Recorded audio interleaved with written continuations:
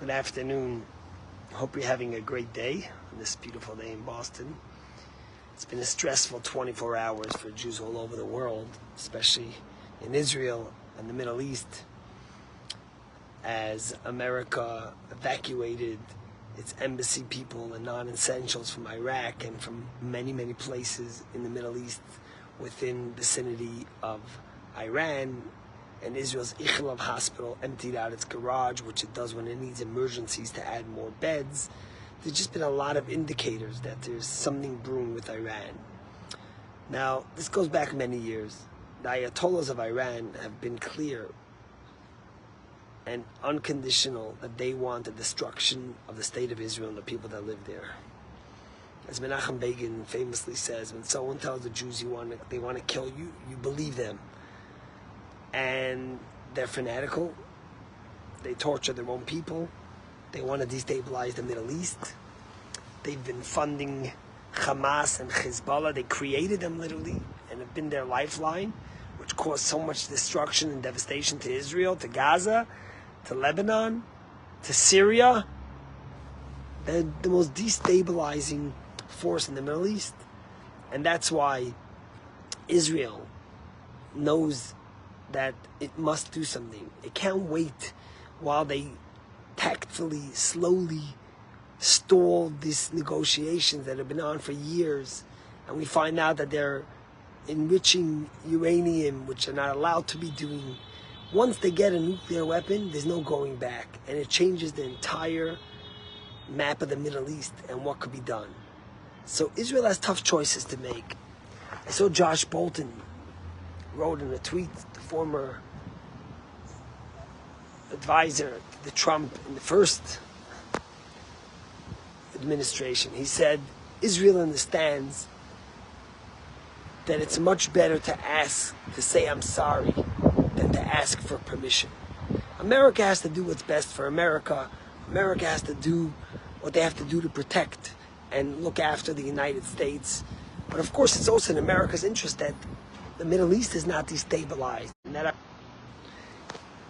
that Iran doesn't have nuclear weapons. So Israel's in a tough position, but ultimately Israel has to do what's best for Israel. There's nobody, and we've seen it since October 7th, that could protect the Jewish people as the Jewish people could protect themselves. We should never rely and outsource the defense of Israel and the Jewish people to another nation, to another country, to another people, because we know well too well how much anti-Semitism and hate there is, and how many people think and want the destruction of Israel.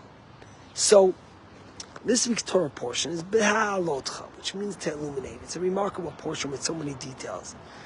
But in the first thing, it's the responsibility of Aaron to be the leader, to kindle the menorah. And God, when you light your Shabbos candles or your menorah candles, say lahadlik ner, to light the candle. But the word that God tells Aaron when he tells him to kindle the menorah is beha'alotcha et hanerot. When you illuminate the candles, when you elevate them, when you lift them. And Rashi immediately says something that seems very basic, but has a very powerful lesson. Rashi says that Ba'alot Chataneh, God is telling Aaron, it's not enough to light the menorah, but it's Aaron's job to make sure that the light is strong enough that it can light on its own, that even when Aaron takes away his torch that's lighting it, it'll still continue to burn and to give off the light that it needs to emanate. And the rabbis tell us that that's the truth about leadership. The menorah represents the light we give forth, the light we shear, the people we impact, the difference we make in the world. And that the light we give and the illumination we do can't be temporary. It can't be that we're going to light something that is going to go out tomorrow, that we're going to inspire someone to be a better Jew, to be a better person, to be a better leader, and then tomorrow, the moment we're gone, they go back to who they are. You want to instill within them that strength that they could do it on their own. It's not easy to be the leader of Israel. Every decision you make, you have to think about the consequences to the place where the most Jewish people live in the world, the tiniest nation. We haven't even made up the numbers yet. Since the devastation of the Holocaust, we're still less people than there were before the Holocaust. And the majority of them are concentrated in Israel. And it's not only that, but Jews around the world look to the safety of Israel, the security. If there's a crisis in their country, as we see in Canada and in London, England, and in Paris, and places like that, they look to come to Israel. So when you're the Prime Minister of Israel, you have to think long and hard.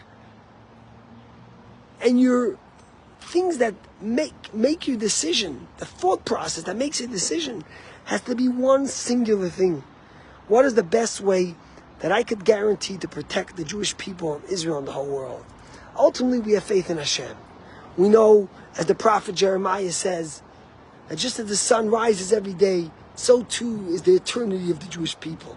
God promises Netzach Yisrael Yishaka, the eternity of the Jewish people doesn't lie.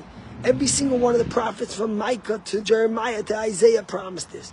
So of course our faith is our bedrock. But we need leaders that are courageous, that will sometimes take the immediate pain for the hope and security of the future.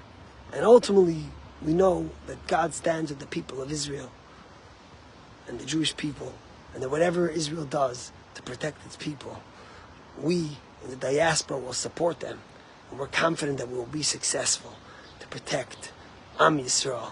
Have a great day, and remember to light your candle, and make sure when you inspire someone else, that it gives them that strength to continue. God bless you.